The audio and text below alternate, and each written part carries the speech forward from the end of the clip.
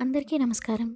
ఈ నాటుకోడి ఫ్రైకి అసలు ఏ మసాలా పౌడర్స్ లేకుండా చూడ్డానికి, చేయడానికి కూడా ఎంతో ఈజీగా ఉన్న టేస్ట్ మాత్రం చాలా ఎక్సలెంట్‌గా ఉండే ఈ రెసిపీ కోసం ముందుగా నాటుకోడి చికెన్‌ను బోన్స్ లేకుండా మెత్తని ముక్కలుగా కట్ చేసుకోవాలి.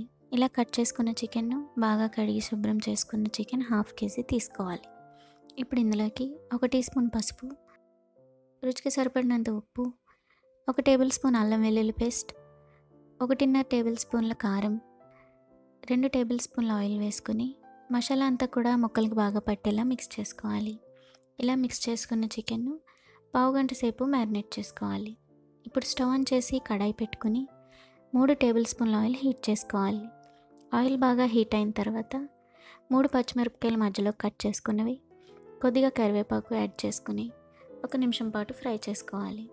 ఇప్పుడు ఇందులో ముందుగా మ్యారినేట్ చేసి పెట్టుకున్న చికెన్ వేసి ఒకసారి బాగా కలిపి మూత పెట్టి కుక్ చేసుకోవాలి. మూత పెట్టి కుక్ చేసుకోవడం వల్ల నాటుకోడి చికెన్ అయినా కానీ నార్మల్ బ్రాయిలర్ చికెన్లా సాఫ్ట్గా కుక్ అయిపోతుంది. ఇలా మధ్య మధ్యలో కలుపుకుంటూ ఫ్రై చేసుకోవాలి. ఇలా చేయడం వల్ల అడుగు అనేది మాడిపోకుండా ముక్కలన్నీ కూడా ఈవెన్గా కుక్ అవుతాయి. ఇన్ని నిమిషాలు ఫ్రై చేసుకోవాలి అని కాకుండా ముక్కలు అనేవి సాఫ్ట్గా బాగా కుక్ అయ్యేంత వరకు ఫ్రై చేసుకోవాలి.